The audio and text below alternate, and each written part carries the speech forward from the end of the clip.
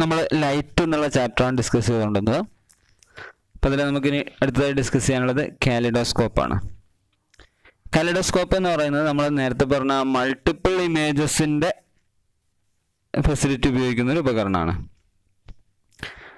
രണ്ട് മിററുകൾ ഒരു പ്രത്യേക ആംഗിളിൽ വെച്ച് കഴിഞ്ഞാൽ മൾട്ടിപ്പിൾ ഇമേജ് ഫോം ചെയ്യാൻ നമ്മൾ പഠിച്ചു. കാലിഡോസ്കോപ്പിൽ നമ്മൾ 3 മിററുകളാണ് ഉപയോഗിക്കുന്നത്. ഈ 3 മിററുകളും പ്രത്യേക ആംഗിളിൽ വെച്ചിട്ട് നമ്മൾ കുറേ അധികം ഇമേജുകൾ ഫോം ചെയ്യാം. Kaleidoscope is a device used to see multiple images of the ഒബ്ജക്റ്റിന് മൾട്ടിപ്പിൾ ഇമേജസ് ഫോം ചെയ്യാനുള്ള ഉപകരണമാണ് kaleidoscope. It has 3 inclined mirrors at an angle of 60 degree to each other. 60 ഡിഗ്രിയിൽ 3 മിറർ വെച്ചിട്ടാണ് നമ്മളിത് ഫോം ചെയ്യുന്നത്. ഇതൊരു സിലിണ്ടറിക്കൽ ബോക്സ് നമുക്ക് place ചെയ്യാം. എന്നിട്ട് അതിൽ എന്തെങ്കിലും ഒരു കളേർഡ് ആയിട്ടുള്ള എന്തെങ്കിലും സാധനം ഇട്ട് കഴിഞ്ഞാൽ നമ്മൾ ചിത്രത്തിൽ കാണുന്ന പോലത്തെ പല ഇമേജുകൾ നമുക്ക് ഫോം ചെയ്യാൻ വേണ്ടി കഴിയും. ഇത് വളരെ സിമ്പിളായിട്ട് നമുക്ക് നിർമ്മിക്കാവുന്ന ഒരു സാധനമാണ്. സാധാരണഗതിയിൽ നമുക്ക് ഇതേപോലുള്ള 3 പീസ് മിററുകൾ ഉണ്ടായാൽ മതി. ആ 3 പീസ് മിററുകൾ നമ്മൾ ഈ ഒരു ഫോമിൽ അറേഞ്ച് ചെയ്ത് വെക്കുക. ഓക്കെ, ഇങ്ങനെയുള്ളൊരു ഫോമിൽ നമ്മൾ 3 മിററുകൾ അറേഞ്ച് ചെയ്ത് വെച്ച് കഴിഞ്ഞാൽ നമുക്ക് ഈ ഒരു രീതിയിലുള്ള സ്ട്രക്ചർ കിട്ടും. ഇതിൽ നമ്മൾ ഇവിടെ എന്തെങ്കിലും ഒരു സാധനം വെച്ച് ഇപ്പുറത്തെ പോലെ നോക്കിക്കഴിഞ്ഞാൽ നമുക്ക് ഈ ബ്യൂട്ടിഫുൾ ഇമേജ് നമുക്ക് കാണാൻ വേണ്ടി കഴിയും. ഇതാണ് നമ്മൾ കാലിഡോസ്കോപ്പ് എന്ന് വിളിക്കുന്നത്. ഇനി മറ്റൊരു ഉപകരണം, മിററിൻ്റെ റിഫ്ലക്ഷൻ ഉപയോഗിച്ച് പ്രവർത്തിക്കുന്ന മറ്റൊരു ഉപകരണമുണ്ട്. പെരിസ്കോപ്പ് എന്നാണ് വിളിക്കുക. പെരിസ്കോപ്പ് അത് സാധാരണഗതിയിൽ കടലിന് ഉള്ളിലുള്ള അന്തർവാഹിനികളിലുള്ള ആളുകൾ പുറത്തുള്ള സാധനങ്ങൾ എന്താണെന്ന് കാണാൻ വേണ്ടിയിട്ടൊക്കെ ഉപയോഗിക്കുന്ന ഒരു ഉപകരണമാണ് പെരിസ്കോപ്പ് എന്ന് പറയുന്ന ഉപകരണം. ഇത് നമുക്ക് വളരെ സിമ്പിളായിട്ട് നിർമ്മിക്കാവുന്ന സാധനമാണ്. അല്ലെങ്കിൽ പട്ടാളക്കാർ, കുഴികളിലൊക്കെ ഒളിച്ചിരിക്കുന്ന പട്ടാളക്കാർ പുറത്തു നിന്നുള്ള ആളുകളെ കാണാൻ വേണ്ടിയിട്ടൊക്കെ ഉപയോഗിക്കുന്ന സാധനമാണ് പെരിസ്കോപ്പ്. പെരിസ്കോപ്പിൽ ഉണ്ടാവാം ഇങ്ങനെയുള്ള ഒരു ഉപകരണമാണ്. ഇവിടെ നമ്മളൊരു മിറർ വെക്കും, ഇവിടെ ഒരു മിറർ വെക്കും. എന്നിട്ട് ഇവിടെയുള്ള ഒരാൾക്ക് ഇവിടെയുള്ള സാധനങ്ങൾ എളുപ്പത്തിൽ കാണാൻ വേണ്ടി കഴിയും.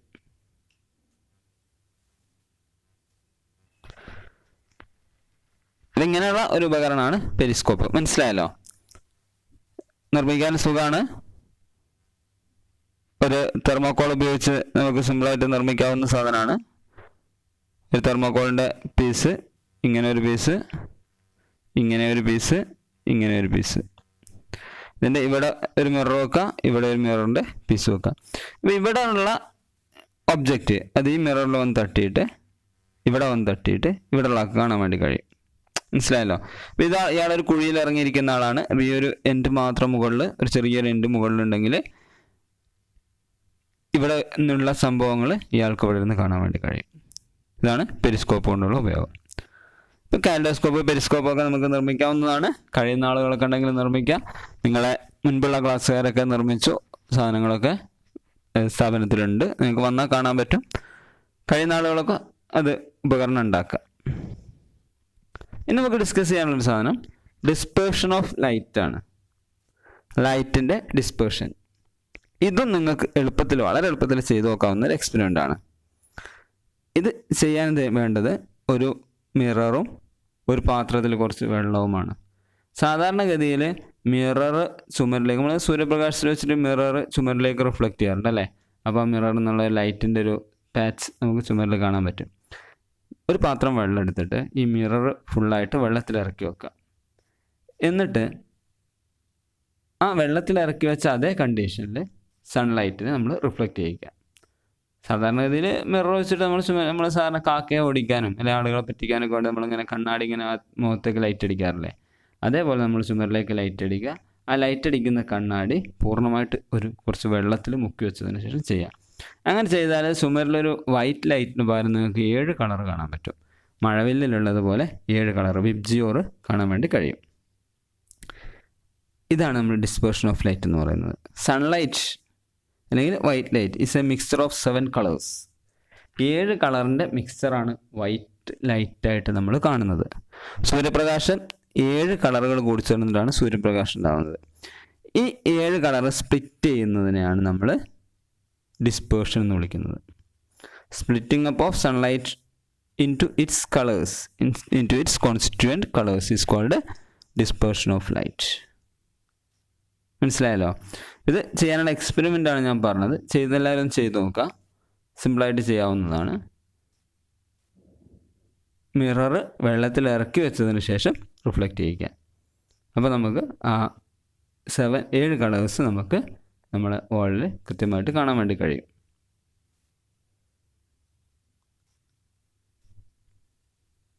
അപ്പോൾ ഇത് നമ്മൾ ഗ്ലാസ് പ്രസ് ഉപയോഗിച്ചിട്ടൊക്കെയാണ് നമ്മളിത് സാധാരണ രീതിയിൽ ചെയ്യാറ്.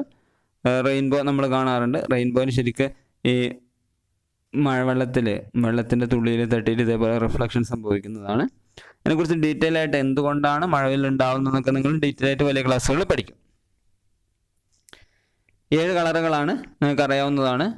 വിബ്ജിയോർ എന്ന് പറഞ്ഞ ഷോർട്ടായിട്ട് നമ്മൾ അറിയപ്പെടും. Violet, indigo, blue, green, yellow, orange and red. മഴവിലുണ്ടാവുന്നത് സൂര്യപ്രകാശം വാട്ടർ ഡ്രോപ്സിൽ തട്ടിയിട്ട്, അറ്റ്മോസ്ഫിയറിൽ വാട്ടർ ഡ്രോപ്സിൽ തട്ടിയിട്ട് അതിന് ഡിസ്പേർഷൻ സംഭവിക്കുമ്പോഴാണ് നമ്മൾ മഴവില്ല് കാണുന്നത്.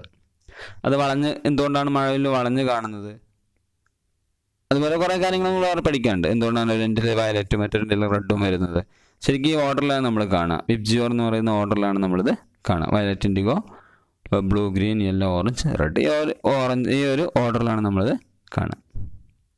എന്തുകൊണ്ടാണ് നമ്മളങ്ങനെ കാണുന്നത് തുടങ്ങിയൊക്കെ നമ്മൾ വലിയ ക്ലാസ്സുകളിൽ ഡീറ്റെയിൽ ആയിട്ട് പഠിക്കും. അപ്പം ഇങ്ങനെ വൈറ്റ് ലൈറ്റ് 7 കളറായിട്ട് സ്പ്ലിറ്റ് ആവുന്നതിനാണ് നമ്മൾ ഡിസ്പേർഷൻ ഓഫ് ലൈറ്റ് എന്ന് വിളിക്കുന്നത്. ക്ലിയർ ആണല്ലോ? ഇനി നമ്മൾ ലൈറ്റ് എങ്ങനെയാണ് നമ്മൾ കാണുന്നത്? വസ്തുക്കളെ കാണുന്നത്, ലൈറ്റ് കാണുന്നതൊക്കെ എങ്ങനെയാണ്?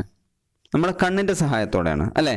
പിന്നെ നമ്മൾ ഡിസ്കസ് ചെയ്യാൻ പോകുന്നത് നമ്മളെ കണ്ണിനെ കുറിച്ചാണ്. ഹ്യൂമൻ ഐ ആണ് നമ്മളിനി ഡിസ്കസ് ചെയ്യാൻ പോകുന്നത്. നമ്മുടെ കണ്ണെന്ന് പറയുന്നത് ഒരു വണ്ടർഫുൾ ഓർഗനാണ്.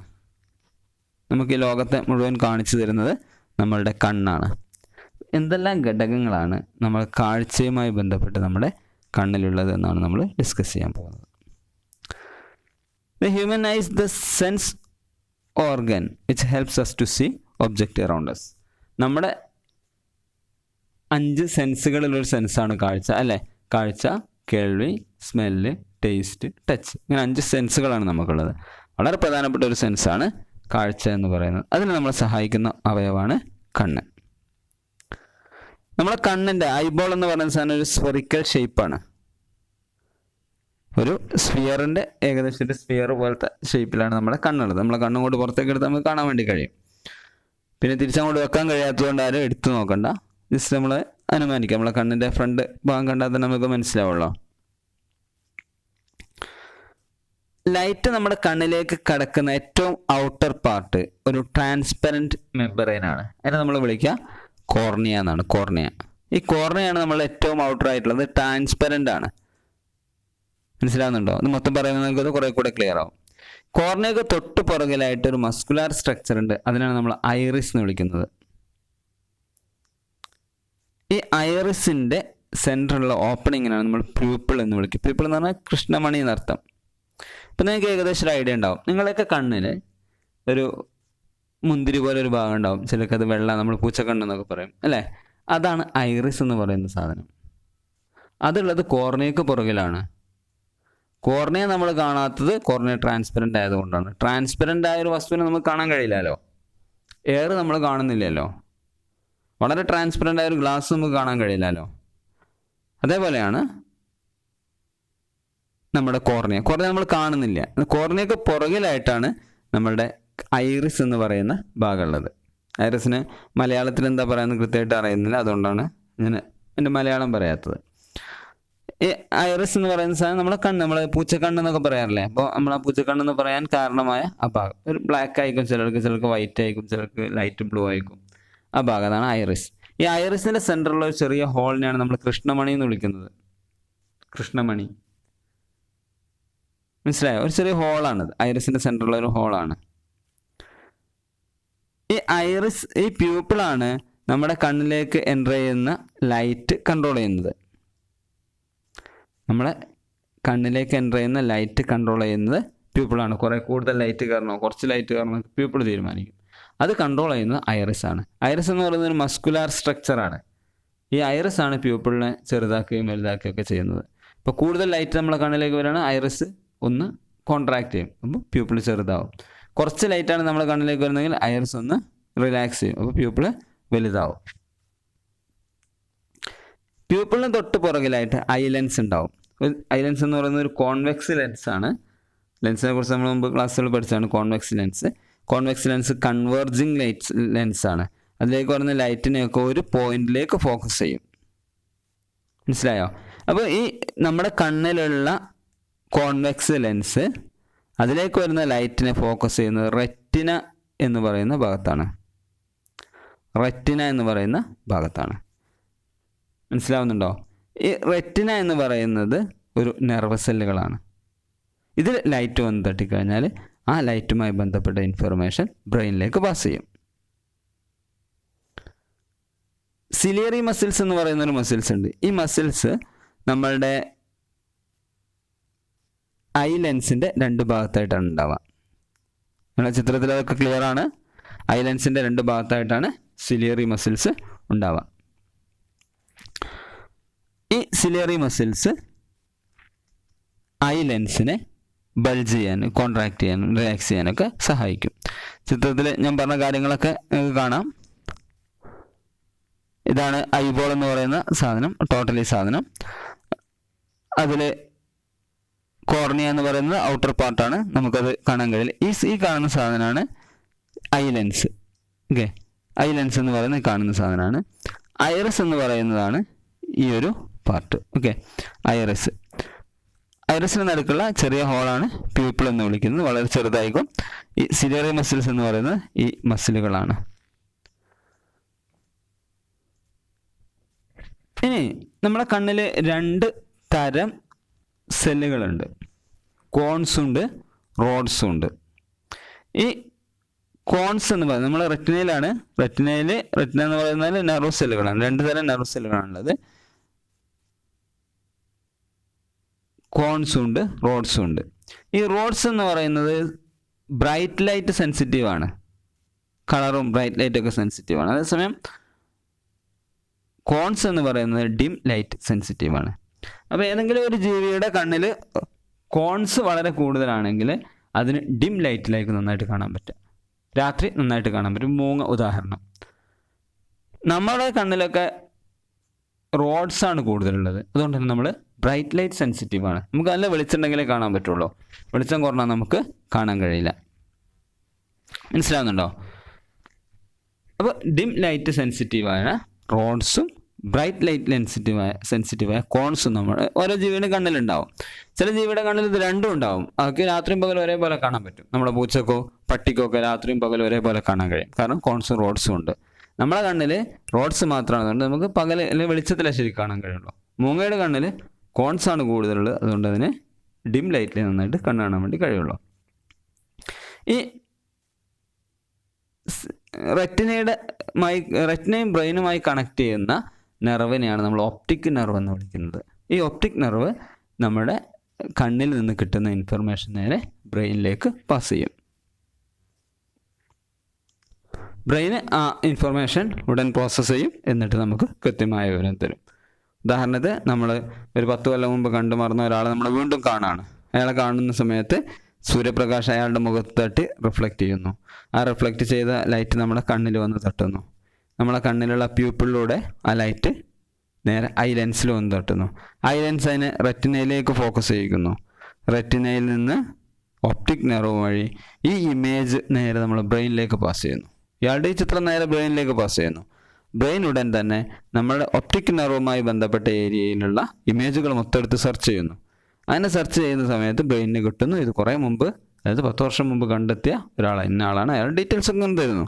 എന്നിട്ട് നമ്മളുടെ അയാളോട് സംസാരിക്കുന്നു. വളരെ ഫാസ്റ്റാണ്. നമ്മൾ സങ്കല്പിക്കുന്നത്, നമ്മളിത് പറയുന്നതിലൊക്കെ എത്രയോ ഫാസ്റ്റ്, നമ്മൾ ഒരാളെ കാണുമ്പോൾ തന്നെ നമുക്ക് ആളെ മനസ്സിലാവാണ്. അത്രയും ഫാസ്റ്റാണ് നമ്മളുടെ ബ്രെയിനിൻ്റെ പ്രവർത്തനങ്ങൾ. അപ്പോൾ നമ്മുടെ കണ്ണിൻ്റെ ഏകദേശം ഒരു സ്ട്രക്ചർ നിങ്ങൾക്ക് കിട്ടിയിട്ടുണ്ടാവുമെന്ന് വിശ്വസിക്കുകയാണ്. കണ്ണിൻ്റെ പ്രധാന ഭാഗങ്ങൾ cornea, iris, pupil, retina, ciliary muscles, lens, അതേപോലെ തന്നെ ഒപ്റ്റിക് നെർവ്. ഇത്രയും കാര്യങ്ങളാണ്. കോർണിയ എന്ന് പറയുന്നത് ട്രാൻസ്പെറൻറ്റ് ഫ്രണ്ട് പാർട്ടാണ്. അതിന് തൊട്ട് പുറകിലാണ് ഐറിസ് ഉണ്ടാവുക. ഐറിസിൻ്റെ ഓപ്പണിങ്ങിനാണ് നമ്മൾ പ്യൂപ്പിൾ എന്ന് വിളിക്കുന്നത്. ഈ പ്യൂപ്പിളാണ് നമ്മളെ കണ്ണിലേക്ക് വരുന്ന ലൈറ്റിൻ്റെ എമൗണ്ട് കൺട്രോൾ ചെയ്യുന്നത്. ഒരു കോൺവെക്സ് ലെൻസാണ് പ്യൂപ്പിളിൻ്റെ തൊട്ട് പുറകിലുള്ളത്. അതിൽ വന്ന് തട്ടുന്ന ലൈറ്റിനൊക്കെ അതൊരു പോയിന്റിലേക്ക് ഫോക്കസ് ചെയ്യും. ആ പോയിന്റാണ് നമ്മൾ റെറ്റിന എന്ന് വിളിക്കുന്നത്. റെറ്റിനയും ബ്രെയിനും തമ്മിൽ കണക്ട് ചെയ്യുന്ന നെർവാണ് ഒപ്റ്റിക് നെർവ്. അപ്പോൾ നമ്മളെ കണ്ണിൽ വന്ന് തട്ടുന്ന ഒരു ഇമേജ് ഒപ്റ്റിക് നെർവ് വഴിയാണ് ബ്രെയിനിലെത്തുക. ക്ലിയർ ആണല്ലോ? നമ്മൾ പ്രധാനമായിട്ട് പഠിച്ച കാര്യം ഹ്യൂമൻ ഐ ആണ്. അതോടൊപ്പം തന്നെ നമ്മൾ ലൈറ്റിൻ്റെ ഡിസ്പേർഷൻ നമ്മൾ പഠിച്ചു. കാലിഡോസ്കോപ്പ്, പെരിസ്കോപ്പ് തുടങ്ങിയ ഉപകരണങ്ങൾ എങ്ങനെയാണ് നിർമ്മിക്കുക എന്നുള്ളത് പഠിച്ചു. ബാക്കി കണ്ണിൻ്റെ ഡിഫക്റ്റുകളാണ്. അത് നമുക്ക് അടുത്ത ക്ലാസ്സിൽ ഡിസ്കസ് ചെയ്യാം.